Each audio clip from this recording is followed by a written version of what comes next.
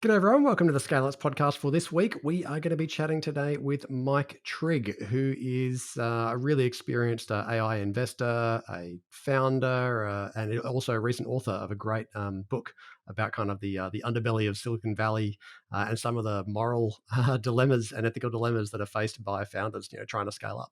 And today, given ChatGPT has just kind of opened a lot of business owners thinking around AI. How do I use AI? What are some of the considerations? And there's a lot of things that you may not have given consideration to yet as you start to play with, adopt, try, test out different AI tools in your business. So today's a bit of an exploration between Mike and I around some of the current AI tools, the implications of some of those, some of the use cases for you to think about, but also some of the risks and some of the things you're really going to have to give some consideration to around how it biases, how it might accelerate or actually even deepen biases that you've already got in your decision-making processes around things like, I don't know, how you hire people or the way you make decisions in your service delivery. Equally, there are, of course, privacy concerns.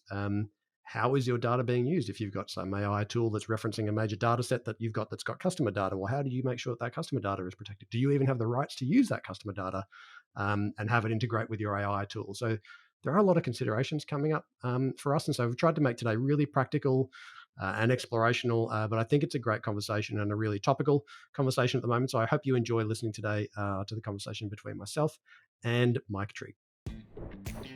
Welcome to the Scale Ups podcast, where each week you get to hear Sean Steele, professional CEO, growth mentor, and advisory board chair, unpack the strategies that successful founders have used to achieve scale in their businesses. Stay tuned as he interviews the entrepreneurs who've made it, learns from industry experts, and follows a group of founders still striving to scale.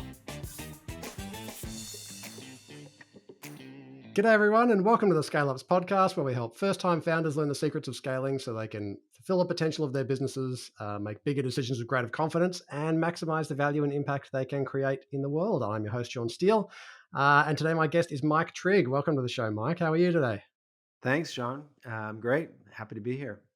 Right, beautiful to see you. You are a 25-year veteran. That makes you sound older than you probably look, but you've been of not just a veteran of Silicon Yeah, I Valley is started where when I I was was going. 4 years old. So, Yeah, me too.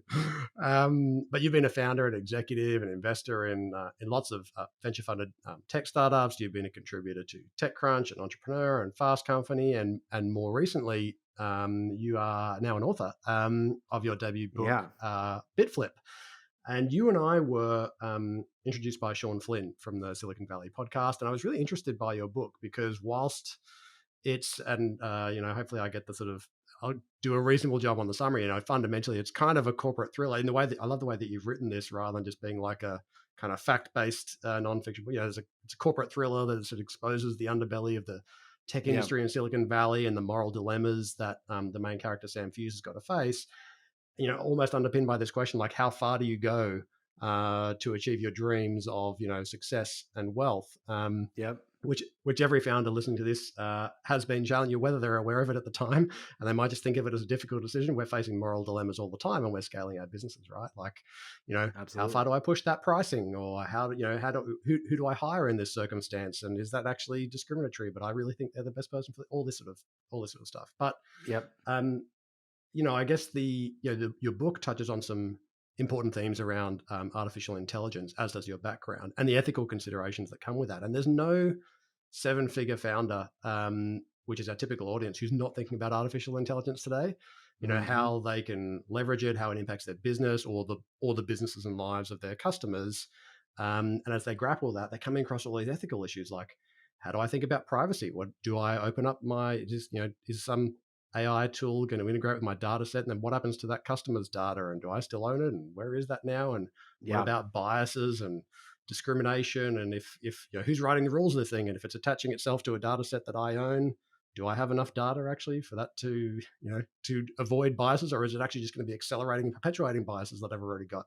Right. Um, and so this is a big setup, isn't it? Given I your love it. I don't know if I'm going to live up to the hype.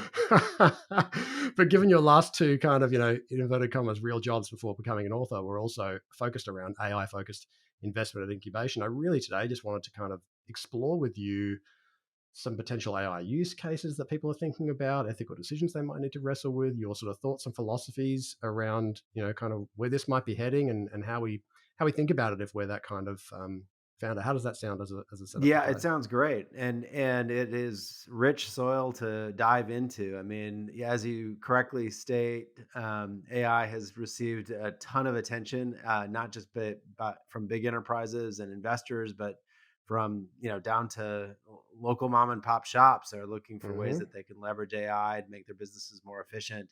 And there's because of that hype, there's also a lot of confusion around it, and I'm not surprised to hear that a lot of your listeners are looking to get up that learning curve as quickly as they can.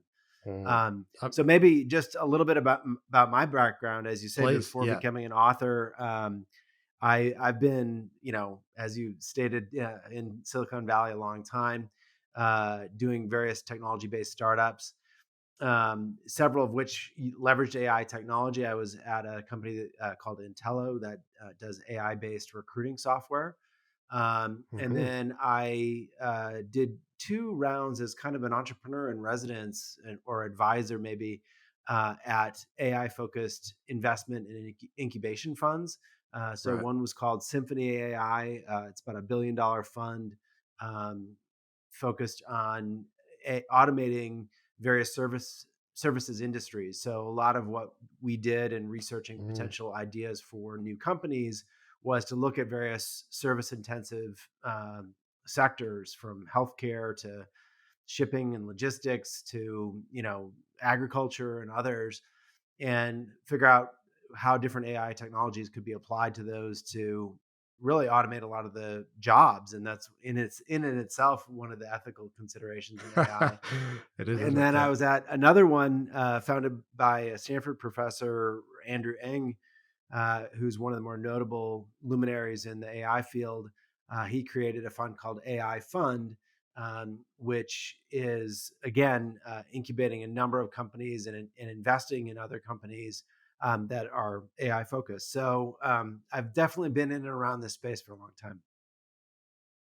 I think, geez, you touched on a lot of things there, and people will have, if anyone's been listening to the recent few episodes, we interviewed Ryan Robertson from Bitten, who's actually one of my clients, and he's scaling a national pest control business. And I was surprised to learn that actually all of their scheduling, because they have, they've got technicians all over the place, going to many appointments in a day, and so they use a very powerful AI scheduling tool to make sure they take the right job with the shortest route, but that it's safe, that it's judging traffic Hmm. problems, and that actually that AI scheduling capability is a material advantage for them in their ability to help people be more productive, to have their technicians not spend inordinate amount of time in traffic, which is not good for their safety, not good for how they turn up to the next customer. Like, it's a million different benefits to it. I've been amazed at how many small businesses, services businesses, do seem to be using some sort of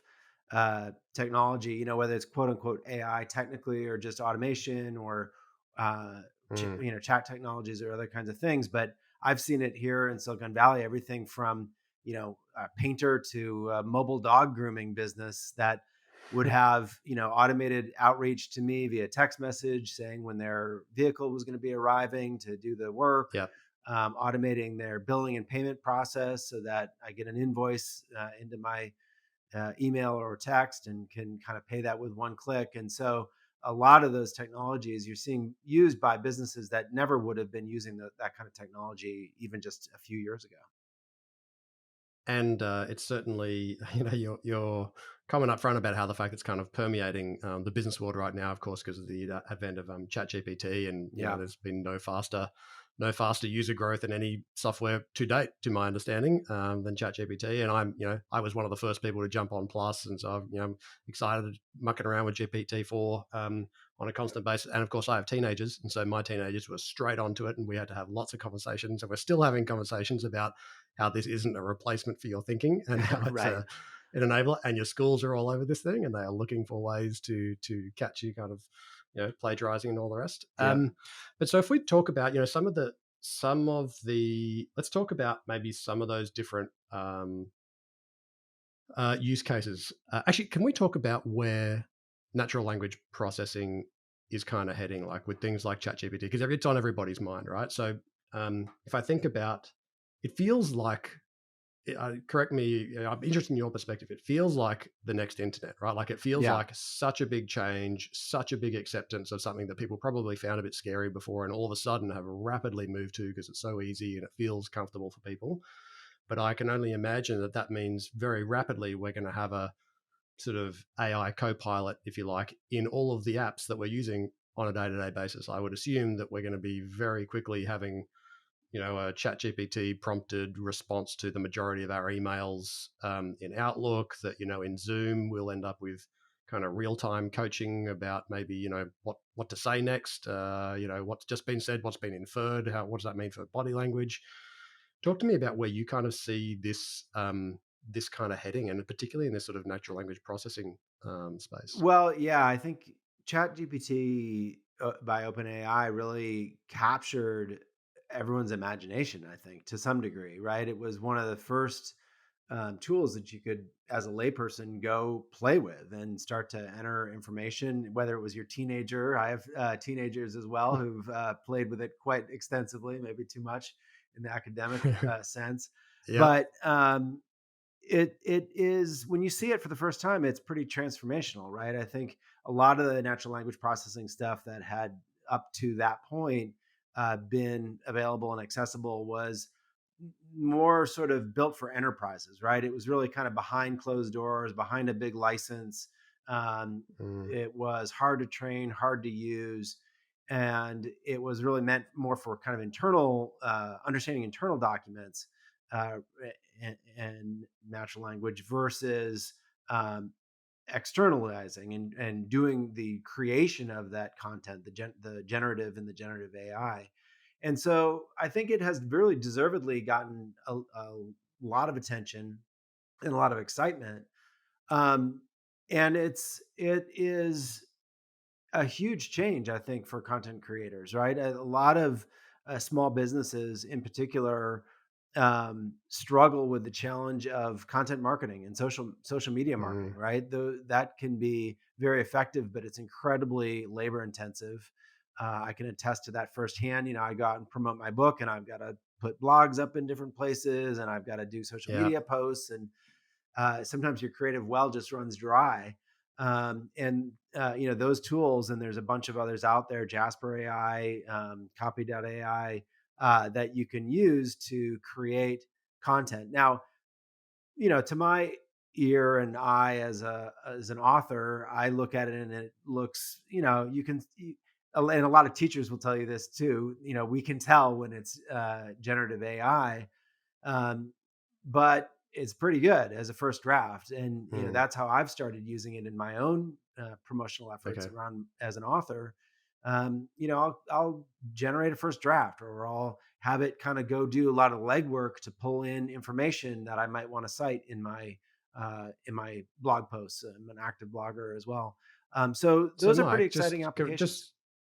just on that. So, do you do you? I mean, you obviously have the copy for your book. So, do you somehow feed the copy, like the full text? I don't know how many thousand words that is, but I'm sure it's a lot of thousands.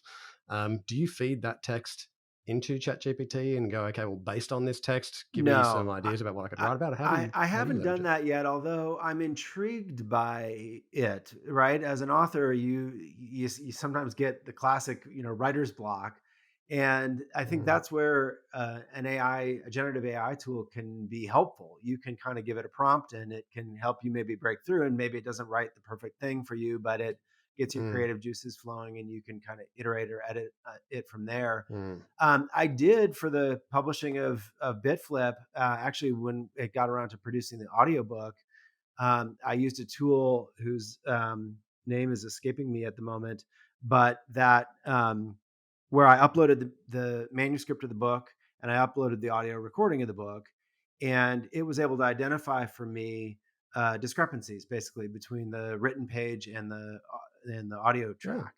And that was that's interesting. incredibly helpful. I mean, you think, the audiobook, I think, clocked in at 9 hours. That's a lot of time to go listen to it Yeah. all.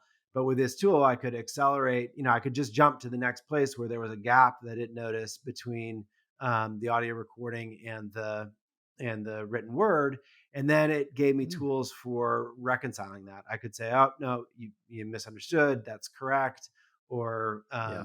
I could make the edit. I could mark it for my narrator who recorded the audio to go back and re-record sections if they were incorrect. So tools Mm. like that are being used in the editing, proofreading parts of publishing, and there's a lot of excitement about it in the publishing world, and there's a lot of angst about it in the publishing world, as there is Mm. in academia and other sectors. Yeah.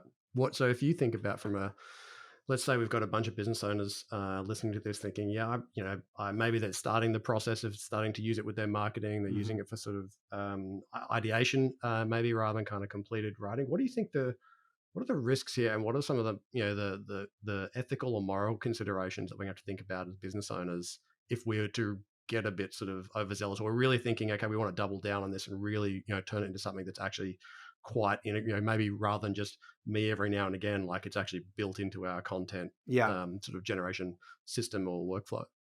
I think a big and maybe less intuitive risk is really to read it, right? I mean, to trust it, right? I think that there's, I did a prompt right before we got on this call to sort of see if I might be able to use it for an upcoming blog post, and asked it to do something where I was asking the algorithms to basically have some discretion, right? I said, "What are the five best thriller novels, of the last year or whatever?" Hmm. Ooh, there's no right answer to that, right? That's a lot of Mm, judgment and discretion and opinion that's baked into that. And so I think that's where you want to make sure that what you're creating and the content that you're putting your name on ultimately represents something that you truly believe in, and you're not yeah. just saying generate and kind of off you go. In the other area that there's a lot of ethical considerations and concern is obviously in copyright and IP, intellectual property. Yeah. So there isn't great transparency in the tools as they stand today. I know this is an area that all the companies we've touched on are looking to improve, but where did that content come from? Right? Is it Mm, truly just repurposed, is how much it is excerpted, and especially when it comes to those subtle things like analysis and opinion, where whose opinion is it that's being echoed into or summarized into this new content, because ultimately what mm, it's doing is just generating content from the content to digest. So like any computer mm, program, it's only as good as the data that goes into it. yeah. And I think that'll be an area where you'll see some of the AI tools really improve, is to provide citations, provide better transparency into how that Yeah. content is being created. And also there's that's such an interesting point, because if you think about that principle of saying, well, if I get ChatGPT or some other kind of NLP tool to give me its assessment, which is based on all its available data that it's scoured from the internet. At a point in time, we know that ChatGPT at the moment is sort of the data cut, to my understanding, is like September 21 or something like Right. that. So it's also still like 2 years, 18 months old. So be careful if you're relying upon it for anything that's up to date and accurate. Because I've run a few tests on that to look for examples of different things. Where I've been writing a blog and go, give me some examples of companies that kind of have these characteristics, and 9 out of 10 have been completely incorrect, or the Hmm. company's changed direction, or the data is just totally wrong. But I guess more to the point, if you don't have a distinctive opinion, um, then essentially what you're doing is you're kind of almost by default becoming more generic, because you're getting everybody else's ideas and then you're synthesizing them down to something that's That's right. probably ends up being a generic version of everybody else's distinctive Right. views, and you become just a generic producer of stuff. That's a bit of a brand. That's a bit of a brand risk. Like, what do you want to stand for? Who do you want to be known as? And what does this all mean for trust? Because content is one thing, and I feel like we're at this pivot point where, because we're so saturated with, like, there still seems to be, every marketer that I talk to, I still get two different opinions. I get some who are still saying, um, the rhythm is the key. Like, it's got to be weekly, or it's got to, if it's weekly, it's got to be every single week, and you can't miss a beat, and it's got to be all Yeah. predictable. And then other people are going, forget about all that. It's just about quality. Like, if you had to do it like once every, as long as it's good quality and it gets cut through and so on, that's far more important than volume and consistency. And I feel like we're at this sort of intersection where, because we're so overwhelmed with content all the time, that quality lever really is going to have to go up. And so that's quite a risk if you start relying on Oh, ChatGPT I for your think thinking. that's a better articulation of the first point I was trying to make, is that you're right. There's almost a dilutive effect to the process of generating content through AI, and the very real net effect of this. There already is sort of more content created than we can consume on any topic, Mm, right? And if as these tools sort of facilitate more content creation, then the threshold to stand out from that sea of information is even harder, right? And yeah. if your process is to kind of take this distillation of an AI generated output and throw that out and expect it to get a lot of pickup and coverage, that's already hard to do, and it's probably going to just be harder and harder to do. I think that's why I see these tools as sort of a starting off point, Mm, that you can edit and iterate from, and or inspiration. Giving you thoughts and ideas that you can maybe extrapolate from after that initial creative spark. But it's certainly not at the point, and may get to the point faster than we think, but where you can just sort of rely on it fully. I actually think there's sort of an inverse thing that you're going to start to see AI technologies turn their attention to, which is consumption of all this content, right? How you know I think I mentioned to you right before I moved recently. I would need to buy a new microwave oven. Like, what's the hmm best microwave oven, right? Go mm, can I have a tool that's going to go out and not give me what advertisers want, but actually, consume the content, read the ratings and the reviews and everything else, and make recommendations based on my personal needs and preferences and requirements. mm, mm, That I think you're going to start to see companies address the other side of the equation too. It's not just content that's created and less of it's being read, but tools for consumers and buyers at any level within companies and others mm, to help them digest what's out there. And I actually think this is a really interesting. A lot's been made out of Microsoft's investment in OpenAI, and how fortunate that is, and how scared Google is. I think for mm. advertising based businesses like Google and Facebook, this is potentially an existential threat. It seems strange to say about some Mm, of the biggest companies in the world, but their entire model is to get consumers in front of advertisers, right?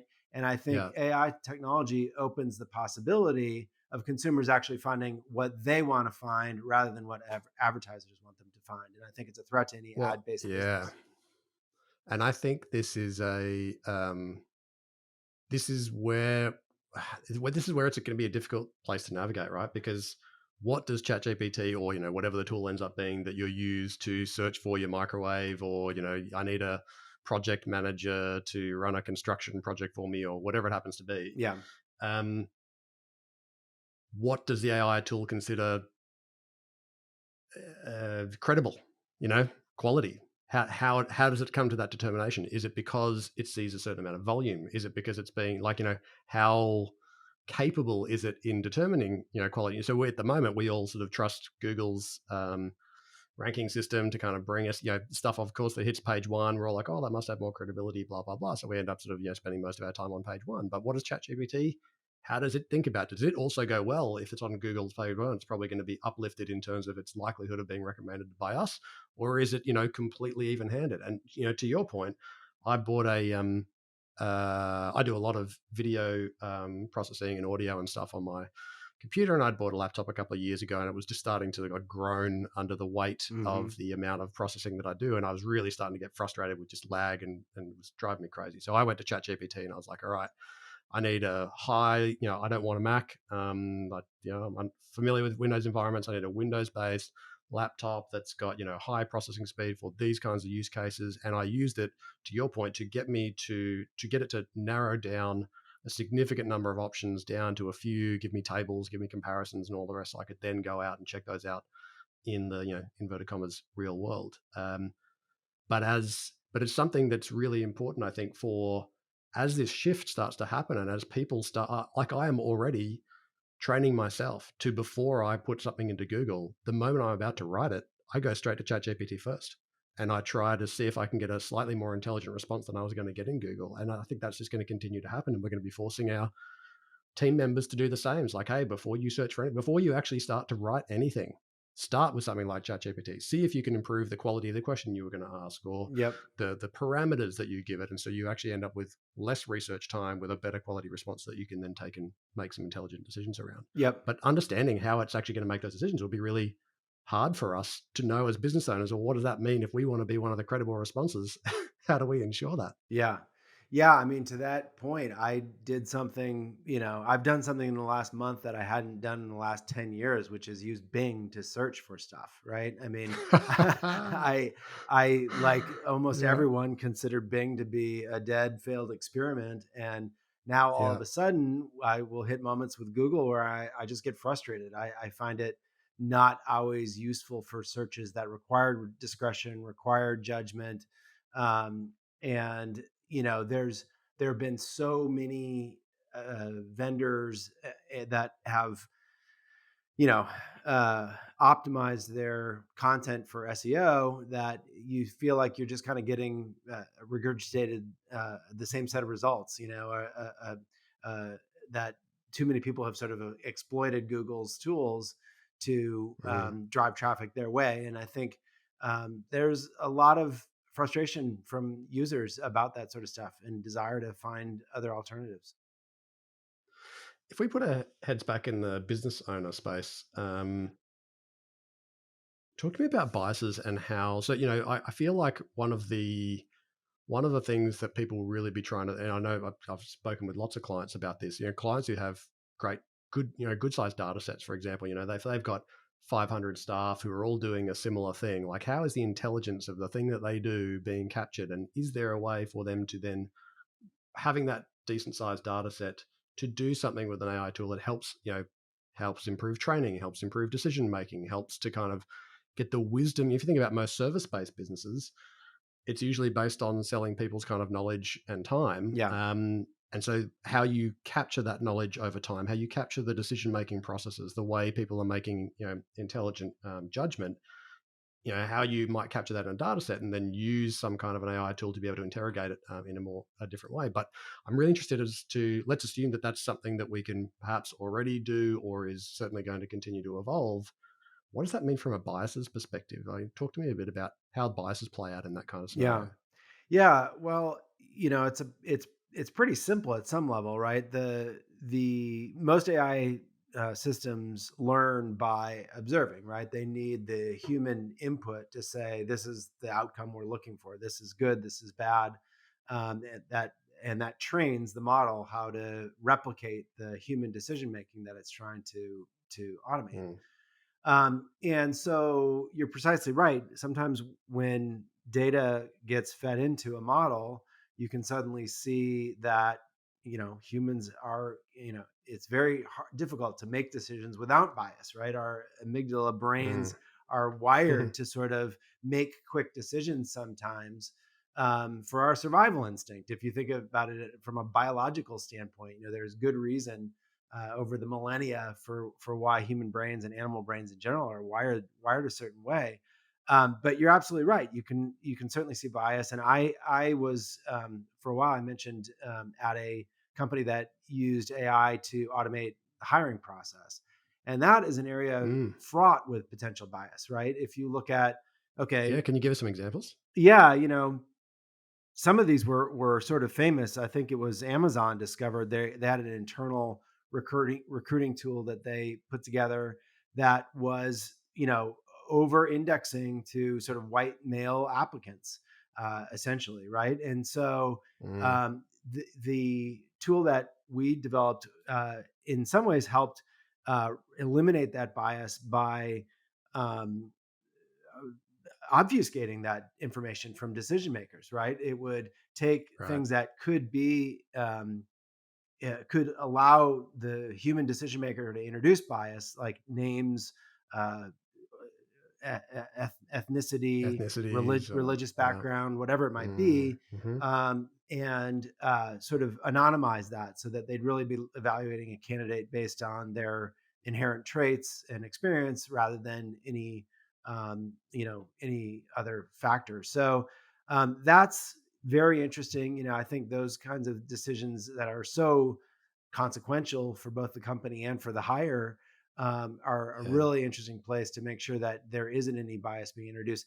You know, I think there's also though AI gets a little bit of a bad rap for the negative side of that, but it also can be a tool to ameliorate those issues, right? By feeding that data in, companies Mm, discover, oh gosh, we actually have some of these biases already.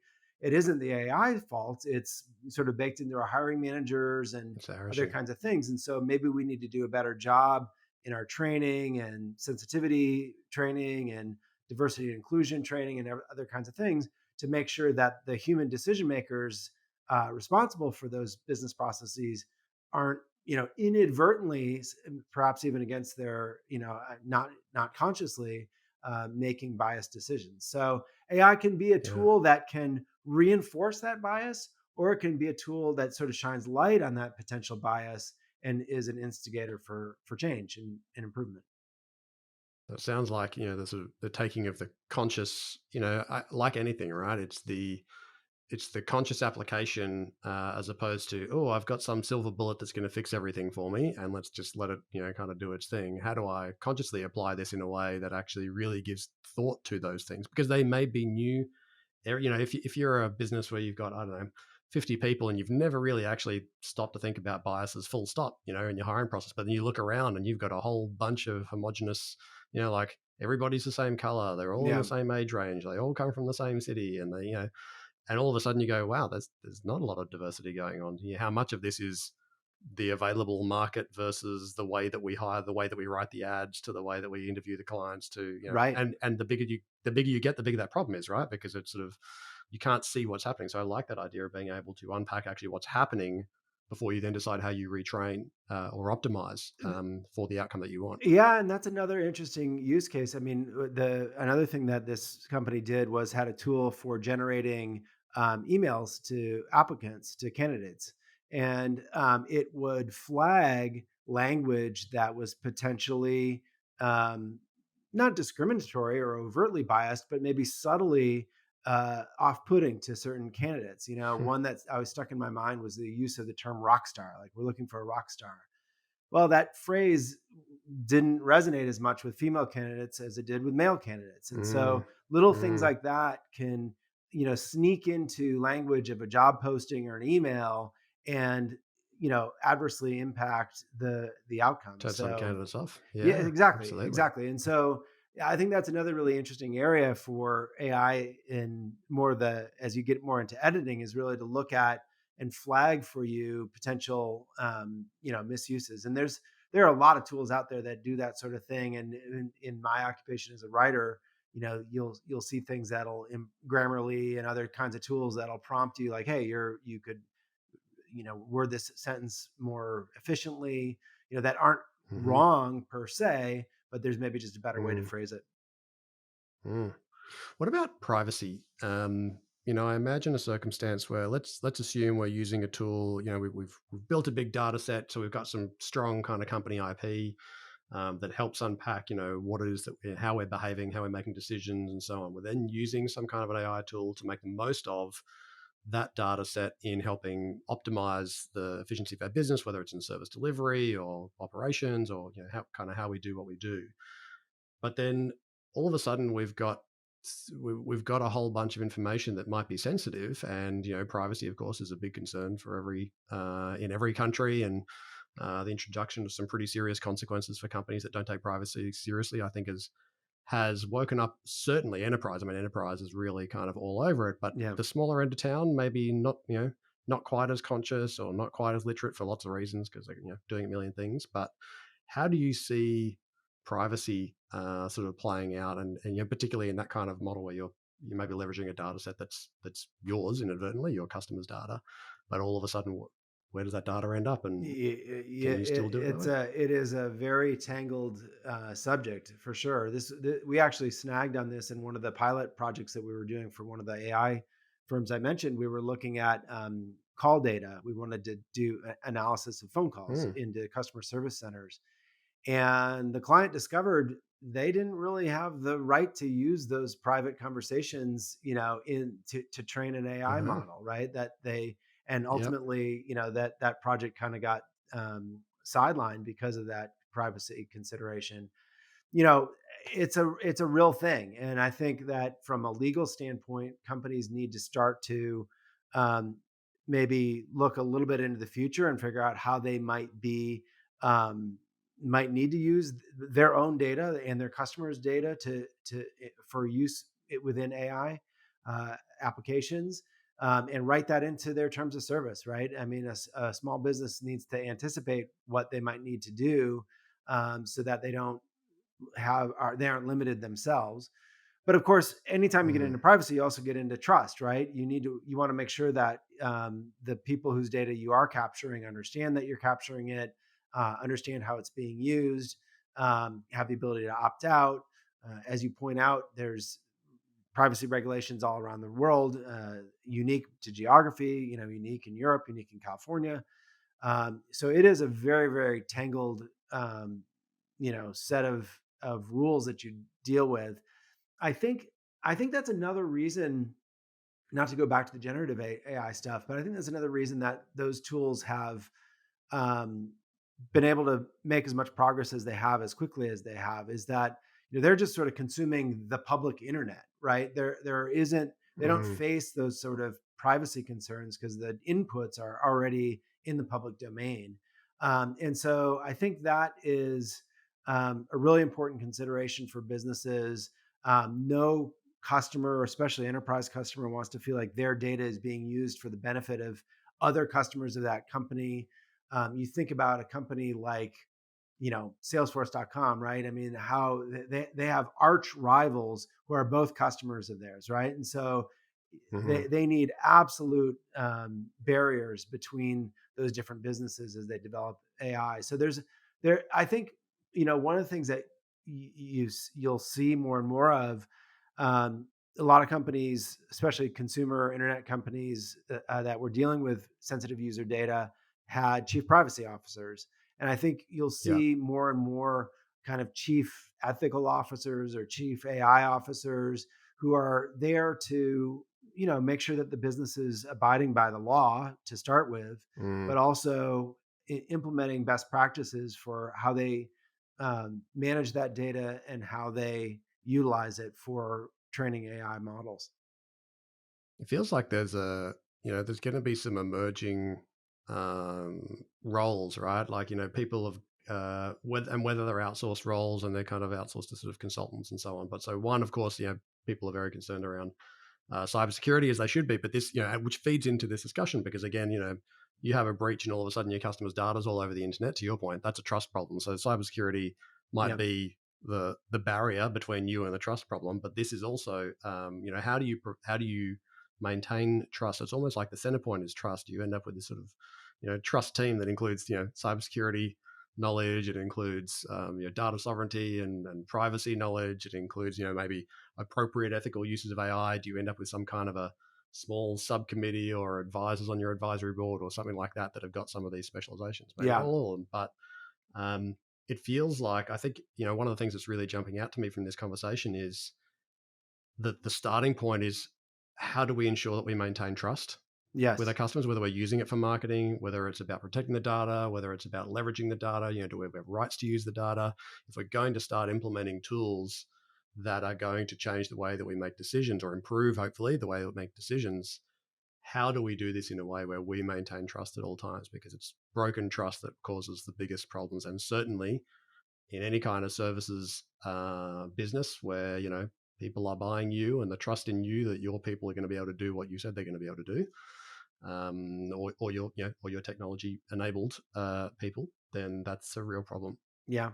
Yeah, I agree. I mean, the this is only going to become more and more acute. And I think that this is an interesting question for a lot of businesses, especially small businesses, is, you know, does the application of AI that they're considering enhance trust with their customers or potentially diminish it, right? And I think there are some examples where, for a smaller business, that human touch may still be what very much differentiates that customer experience. And so, for Mm, that type of business, the focus should be on how do you leverage AI to enable a more effective customer interaction rather than to, replace replace that, it. exactly, that customer interaction. Yeah, I am so with you on that, and I think one of the pre ChatGPT, the biggest fear I think of people when it came, in the, let's call it, kind of the population, the consumer base, was, there's some AI tools going to replace my job, yada Yep. yada. And I always thought of this as like, the whole point of technologies like artificial intelligence is to give us capacity to be more human, because there are things that we can do that a tool can't. But if we have expensive resources spending a lot of time doing things that actually computers would be far better at, Hmm. that's an inefficient use of resources. And what you're robbing the person of doing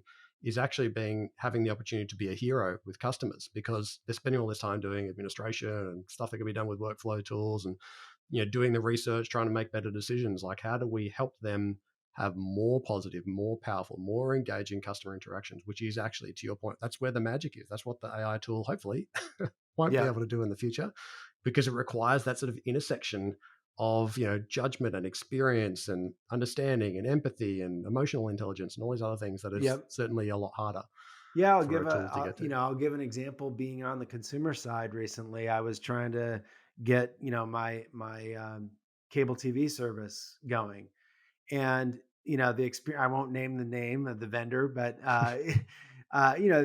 their approach seemed to be, we will 100% automate uh, this customer interaction through a chat, a chat bot, Hmm. or on phone, the person will have to look it up, right? They'll have to ask me for my account number, my phone number, my last for my social, my last name, my address, etc. That should be information that's right at their fingertips, right? And so Mm, neither experience was ideal, right? The fully automated mm, chatbot couldn't figure out what I needed, and the human interaction required a bunch of questions that should have been at their fingertips. And so I yeah. really think that hybrid experience is probably the right solution for a lot of, especially customer facing interactions, where that agent is able to tell you what you need, answer your question, anticipate maybe what you're calling about, but still Mm. provide it through a human interaction versus an automated interaction. And where I reckon one of the best places to figure out what these things are, because I think, one of the things we were chatting about offline is, well, yeah, should I use, yes, there's AI tools that can do lots of things, but actually, should I be just making a human decision here, or should I actually be looking for a tool? Like, is it actually appropriate and or warranted or valuable to use that tool? But one of the things that I think is absolutely illuminating, as you scale your business, you're just going to get further and further away from the front line. And so what you lose Correct. sight of is actually all of the inefficiencies, the missed opportunities in a conversation, the magic in the conversation, how customers are feeling. Just sit and listen to the people who are on the phone, whether or go out with them in the field, and just watch everything they do for a Hmm. day. Hmm. And you will be amazed at all of the low hanging fruit of opportunities of stuff that could be automated, improved. Like, we did this. Geez, I remember doing this exercise almost 10 years ago. We had a 70-seat call center that we'd set up for an education business. And we did exactly that exercise. And then we realized that actually our team was spending, it was like almost hours a day leaving voicemails. Yeah. And the voicemails were almost identical. And I was like, why are we spending 2 hours a day leaving voicemails? Because, customers obviously, don't always pick up their phone. It's like, can't we just still do it in their voice, record an MP3, and then when the computer hears the busy signal, or hears it's about to get a voicemail signal, it just leaves the voicemail and they get fed the next call. And that in and of itself made such a big impact. I mean, they enjoyed it because they didn't have to leave all these voicemails, which were really, in reality, other than saying, "Hi, John," everything else was the same. "Hey, you made an inquiry, just getting in touch with you, ask you some questions about what." So we recorded an MP3 for all of them, but it was still felt personal enough in the way that it was delivered. And all of a sudden And we got a vastly bunch of, more efficient, no doubt. Yeah. yeah. No, I am a big believer too, in addition to the hybrid experience, that, you know, you can't, if you don't have normal intelligence for a business process, you can't add artificial intelligence to it, right? Like I was a Yeah. I ran a COO of a company where one of my groups was our customer service department, and we would do what we called fly-alongs, where you'd sit in and you'd listen in on the phone conversations that our agents would have Hmm. with customers. And it was remarkable to witness it from their perspective. They had to log into three different systems oftentimes, because billing was in one area, service Yeah. provisioning was in another system, interaction, the customer CRM database was in another system. And that was why the calls took so long. They were so grossly inefficient. So fixing some of those things really made our process a lot more efficient. And so, Mm. for businesses that sort of face that, AI might be sort of a bridge too far right now, right? The first step might be, Mm. oftentimes, is to get your internal house in order, really figure out how you can run that business process, whatever it is, whether it's, we've touched on a few, scheduling or customer service or marketing, content marketing or other kinds of things. Get it to be a well-oiled machine, and then AI can be an accelerant to that. Yeah. Sometimes AI tools can be a convenient layer over those systems, though, too. And I think that's Mm. where, I use the example of like a cable TV provider. They probably do have a lot of arcane systems that are too expensive to upgrade or overhaul. And so having an AI system that's able to see, okay, here's the customer who's calling based on the caller ID. Here's the issue they might be calling about, because we know in our service database there was an outage in their area or whatever it might be. To combine those and roll those up for an agent so that they can, guess with, an educated guess what the customer is calling about. Yeah, absolutely. So what I'm hearing there, and I think that's 100% the case, right? Kind of automation, workflow automation, and getting your data sort of in order first. Like, try to make it efficient for them, and then if there's an opportunity to accelerate or improve or enhance or advance the way things are done, then look for tools that can do that. Yeah. I'm conscious of the amount of time we've got left, Mike, and I'm really enjoying this conversation. Is there anything else that you think that you'd really like to leave people with, or a hard question, or something that I haven't asked you that you think's been missed from this conversation that would be valuable for founders trying to scale up in the Well, context of AI? I think that AI is, you likened it to the start of the internet. I mean, it does feel like we're at a very big inflection point in terms of this technology and its potential to change and improve lives. There are going to be a lot of potential negative consequences and ethical considerations and things that we've talked about. But I think on the whole, it's going to be very transformative. And you've seen a lot of technologies, back to the printing press and the cotton gin and others, where people have said, this is going to cost jobs, this is going to drive people out of business. But in fact, what usually happens is, as productivity increases, up job training improves, everybody sort of up levels, and everybody's sort of quality of life is improved, the business efficiency is improved, and so I think it's wise to go into this brave new world with eyes wide open. But I think there's going to be a lot of exciting opportunities for businesses of all sizes. I love that, Mike. Thank you so much for spending your time with us. How would people get in touch with you, or follow along with what you're doing? Obviously, where would you direct them I direct them, to read direct the them to book my as a starting website. point? Yeah, my website, miketrigg.com with two G's, is a great place to see my writing on a bunch of topics, including AI, but also my writing work. And there's a link to my books there, and videos on YouTube and all that sort of stuff. So that's a one stop shop for all things Mike Trigg. Beautiful. Thanks so much, Mike. Folks, if you enjoyed the show today, number one, please join me in thanking Mike for his time. If you enjoyed today, you could just do one of three things. That would be a great way to thank Mike for sharing his time. You can hit the subscribe button on your podcast app, so actually other people hear his his episode. You could leave us a review or share Mike's episode with someone who you know would love it and maybe is thinking about AI and the use in their business at the moment. That would mean the world to all of us here. Please join me in thanking Mike Trigg. You've been on the Scale Ups podcast today. I'm Sean Steele. Look forward to speaking with you again next week. Thanks again, Mike. Thanks. G'day everyone, just a couple of quick things before you go. If you have questions that you'd love myself or an upcoming guest to tackle about challenges that you're facing in scaling your business, please just jump straight on the website, scaleupspodcast.com. You can record your message straight from your mobile by hitting the button on the right-hand side of the page, or you can just email them the old-fashioned way, questions@scaleupspodcast.com. And just a quick reminder, nothing we spoke about today constitutes financial or business advice. If you are considering making big decisions in your business, seek out a professional who can look at your situation in detail and make sure you're getting sound, personalised advice. Thanks for listening. Look forward to being back in your podcast feed next week.